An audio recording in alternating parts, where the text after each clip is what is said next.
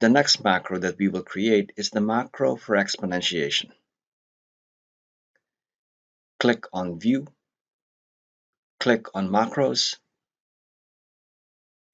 and click on Record Macro. In this dialog box, we enter the name of the macro. We call it exponent.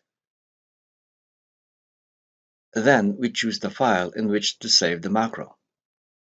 It says here again that it is normal.dotm. One more time, do not mess with the normal template. So we click and choose template 1. Now for the shortcut keys. Click on keyboard for the shortcut keys to bring out the second dialog box. For exponentiation, let us try Ctrl-Shift-E. It says here that these keys are associated with Tools Revision Marks Toggle. It's not a tool or feature that we use, so we'll override this. Now, if you do use this feature, you might want to choose a different shortcut key. Just remember that you have to be careful when choosing the shortcut key, in that you do not override a very important tool or feature that you often use in Word.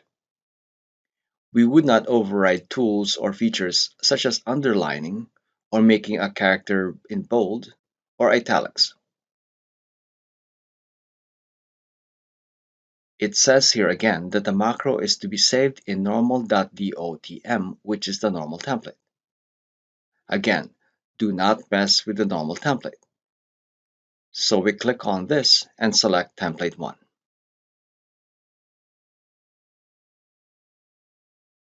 Click Assign, and then close the dialog box, so that now any keystroke that we make, including mistakes, will be recorded as part of the macro.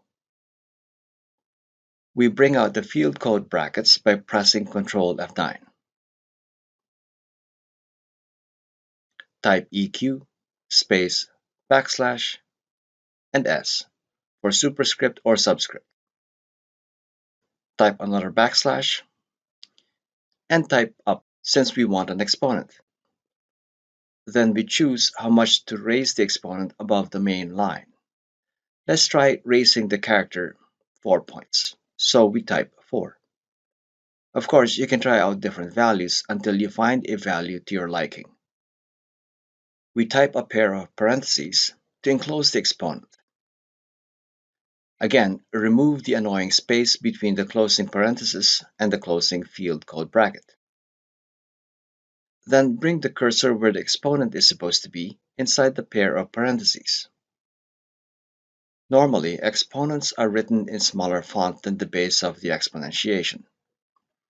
So we reduce the font size inside the pair of parentheses.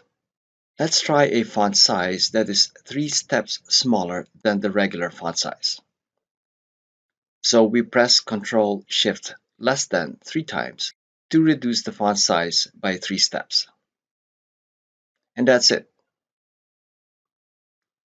We click on Macro to stop the recording. We have just created our exponentiation macro. Now it's time for a field test.